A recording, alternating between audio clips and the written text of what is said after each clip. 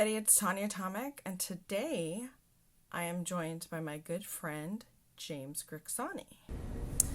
So, I'm with my good friend, James Grixoni, and Hey!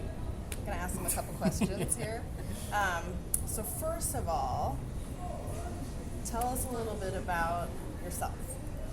Well, I'm sitting here in Chinatown on some stairs, and it's a beautiful day. But about myself, I'm an actor, I'm a yoga teacher, I teach meditation and mindfulness to 6th grade and to adults as well. I write, I play drums, I produce music. So I like to think of myself as just kind of an artistic entrepreneur. Most people know you as an actor, and you just finished filming Martingale. Can you tell us a little bit about that? Yeah, I just got done finishing Martingale. It's a film that we shot in the Pacific Northwest that stars Kelly Sullivan and William Shockley. William Shockley plays my dad. You might remember him as the guy that got his nuts blown off in RoboCop. And so he's a great guy. Him and I did some crazy scenes together, and I think that film should come out next year. So yeah, check it out, Martingale. Hopefully next year. It's an amazing film.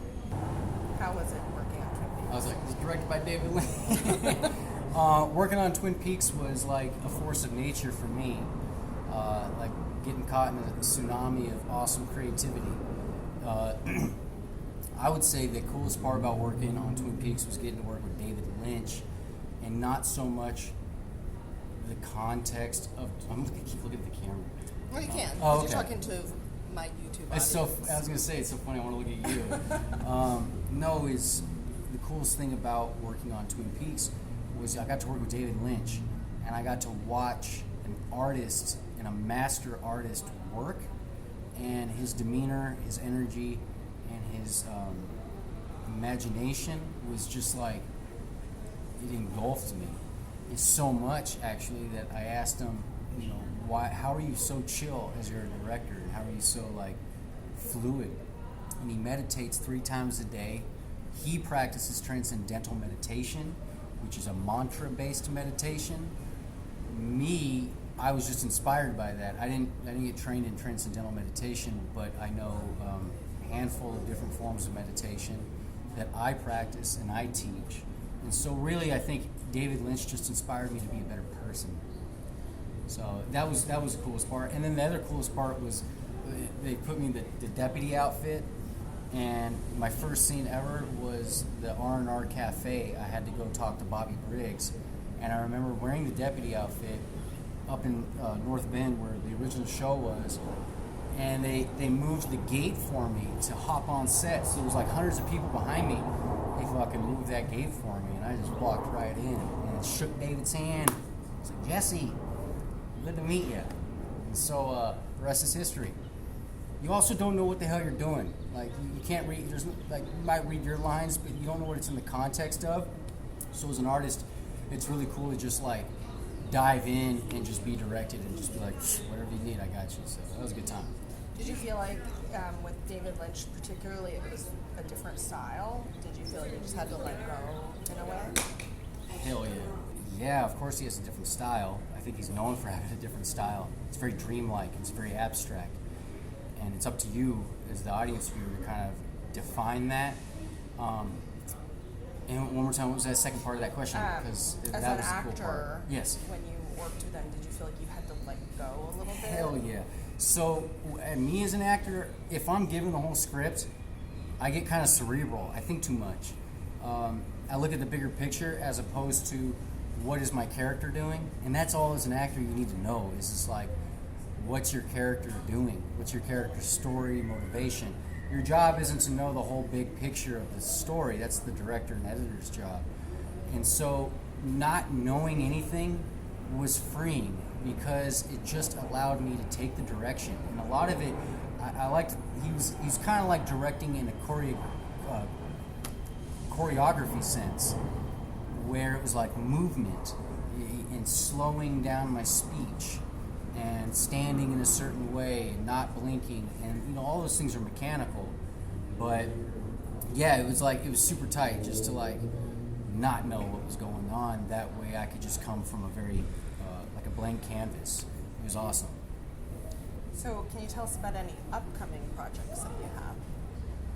Yeah, in regards to upcoming projects, next month, I'm going to be acting in a feature called Little Potato Dreams of America. It's a true life story about the director. His name is Wes Hurley. He's a gay Russian immigrant coming to the United States to start a new life with his mother. And just the whole kind of odyssey of coming to the United States, the relationship between the mother and the stepfather and the son.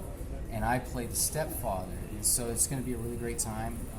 Really like different than anything I've ever done, which I'm excited about.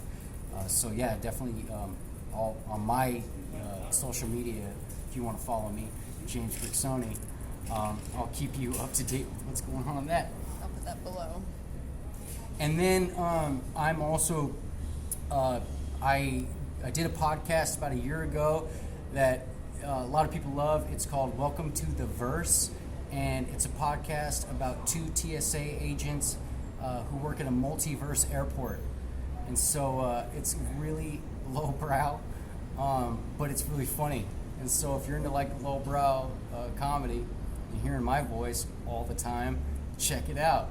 Then the last thing I'm working on is I'm writing my first feature film, and I'm trying to go into pre-production with that. It's the first film I've ever like tried to pursue making, which I don't know if you've ever been a filmmaker, but that's hard as shit. Yeah, it's really difficult. There's so many elements to it that you have to have a team, otherwise you're going to lose your mind. And it's a real dark comedy it's a dark horror comedy about a drug addict who has to face his demon and mental health and all that fun stuff. Was there anything else you wanted to talk about? Or? Yeah, I think everyone out there in the world needs to meditate more. I think we all need to just practice loving each other more. And I think we all just need to keep an open mind. There's more of us on the planet than ever before. So love each other. And if there's any good websites or any resources you can send me, I'll link them.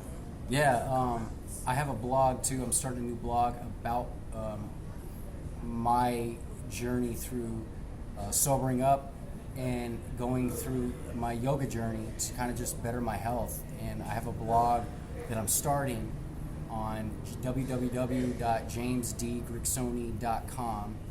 And yeah, you can check me out on like Instagram. I don't really use Twitter, fuck Facebook, and YouTube. Oh, and then TikTok and Snapchat. Jesus. So many. What's it like working with me? No pressure. You don't have to answer that. No, I'm like working with you. I'm not gonna make eye contact with you when I say it. No, it's just no. Working with Tonjia is a couple different layers. I'm deeply honored because I've known her since I was like 14 or 15, and I'm 30 now. And it's really cool to have that community, and especially a community with like really cool creative minds, and to work with those people. And you know, Tanya's one of them. As well as working with her, she's super professional. I've never run into like, and I mean, working on film sets has a lot of drama, and I mean, her demeanor, your demeanor is just like super pro. You have a great energy, and the material that you make is it's like one of a kind. I love horror comedy, and I think like you dance incredibly well with that genre. So that's my opinion. Wow.